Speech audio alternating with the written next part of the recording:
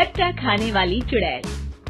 रात को अचानक राधिका मौसी को किचन से कुछ गिरने की आवाज आई। उन्होंने बाहर निकल के देखा तो किचन में उन्हें कोई सफेद साड़ी में दिखा। वो चीख पड़ी, हे भगवान, आलतू जलाल तू आई बला को टाल तू, आलतू जलाल तू आई बला को टाल तू। राधिका मौसी को चीखते सुनकर श्रवण बाहर आता है भागते हुए। अरे माँ, क्या हुआ? क्या देख लिया? दादी माँ आ गई क्या सपने में? अरे बेटा, रसोड़े में देख तो कौन है?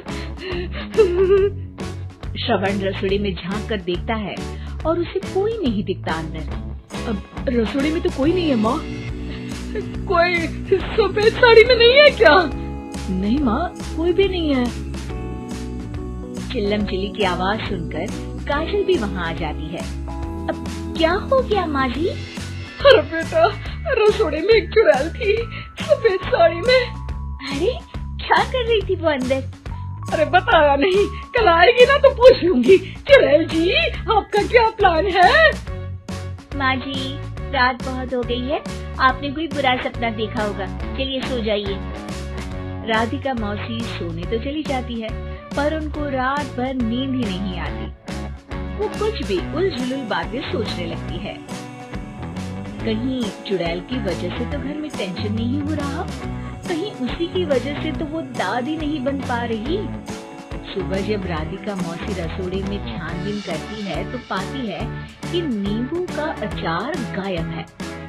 चुड़ैल नींबू का अचार ले गई, मुझे तो ठीक नहीं लग रहा कुछ। चुड़ैल को भी पता है कि जिंदगी का असली मजा तो खट्टे में ही है। राधिका मौसी झट से श्रवण को फोन कर देती है। बेटा, मुझे समस्या समझ में आ गई है, हमें एक तांत्रिक की जरूरत है। अरे क्या बोल रही हो माँ, तांत्रिक की क्या जरूरत है? आप पूजा पाठ तो कर ही रही हो ना। आलतू जलालतू मंत्र सारे फालतू जैसे कुछ मंत्र पढ़ो, चली जाएगी अपने आप चुड़ैल। अरे नहीं बेटा, कभी चुड़ैल को कम नहीं समझते। अरे तुझे पता भी नहीं चलेगा कि कभी वो छल करके काजल की जगह घर की बहू खुद बन जाएगी। क्या माँ, कुछ भी बोल रही हो? कहाँ काजल और कहाँ चुड़ैल? वैसे एक बात बताओ, काजल को अगर गाने के लिए बोल देना तो चुड़ैल काजल की आवाज सुनकर घर तो क्या, धरती लोग छोड़कर चली जाएगी। तुम ना पढ़े लिखे बच्चे हर चीज को मजाक समझते हो। तुम रहने दो, मैं खुद ही तांत्रिक को बुला लेती हूँ। अच्छा सुन, शाम को इमली लेके आना।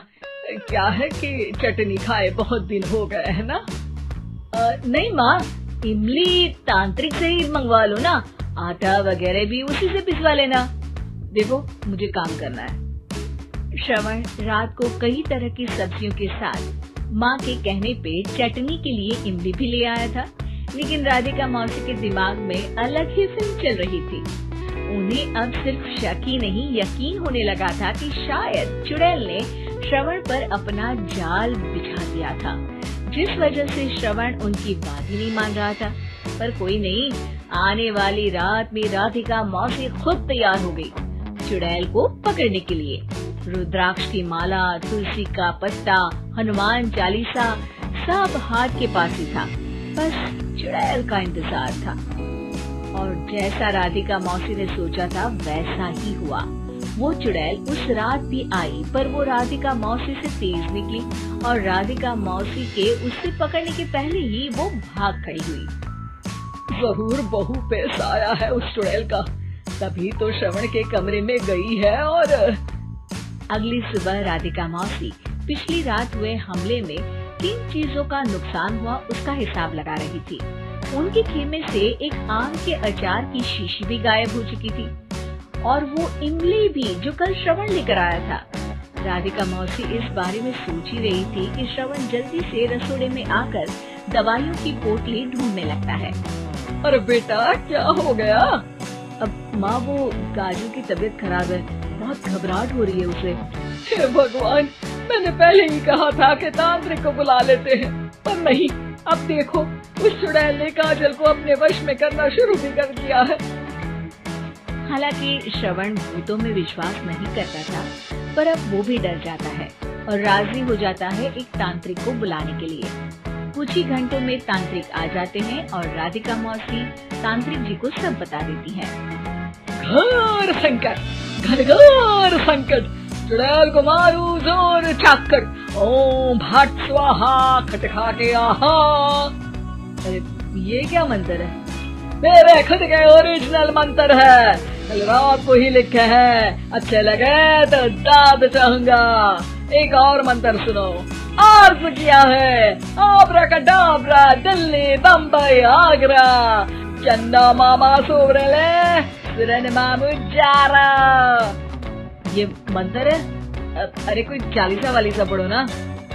वक्त कम है, 40 नहीं पड़ेंगे, 20-25 में काम चलाना पड़ेगा। अलग निरंजन जाके लंदन, मुफ्त का मंजान घिस मेरे नंदन। अरे जल्दी करो तांत्रिक जी, जल्दी करो। तांत्रिक अपने उल झलूल मंत्र पढ़ने लगता है। श्रवण को तांत्रिक पे शक होता है। वो अपने एक डॉक्टर दोस्त को कॉल कर देता है ताकि कोई अनहोनी हो तो इमरजेंसी में चीजें मैनेज हो जाए। तांत्रिक धुनी रमाता है, जिसकी वजह से कमरे में काफी धुआं हो जाता है और जिसकी वजह से बहू की घबराहट बढ़ जाती है। अब भागेगी चुड़ैल। हाँ। बहू खांसते हुए धुएं से बचने के लिए बाहर चली जाती है। अरे भाग रही है, भाग रही है। पीछे पीछे श्रवण भी जाता है। बहू एक सोफे पर बैठ जाती है। तभी डॉक्टर दोस्त आ जाते हैं और श्रवण को पानी लाने के लिए कहते हैं। थोड़े चेकअप के बाद डॉक्टर कहते हैं, मेरे हिसाब से जाप का काम पूरा हो गया है। क्या मतलब? अरे कुछ भी नहीं माँ, कोई चुड़ैल नहीं है, खुशखबरी है, अब दादी बनने वाली है। मगर वो सब अचार के डब्बे। श्रवण दोनों अचार के डब्बे अपनी माँ को दिखाता है, जो कि उनके बिस्तर के नीचे छुपे हुए थे। आपने सही बोला था माँ, वो चुड़ैल काजल ही थी जो खट्टा खा रही थी। हमें कल ही पता चला, पर हमने आपको ये तांत्रिक वाला काम करने दिया ताकि आपको भरोसा हो जाए कि भूत वगैरह कुछ होता ही नहीं। अच्छा अच्छा, ये तो बड़ी खुशी की बात है। पर बेटा मुझे एक झाड़ू तो ला दे। क्यों माँ? ये तांत्रिक का भूत उतारती हूँ मैं। अब तांत्रिक राधा मौसी के डर से घर से भाग निकलता है और राधा मौसी उसके पीछे भागती है। अरे संकट ये घनघोर है, तांत्रिक मुआ चोर है।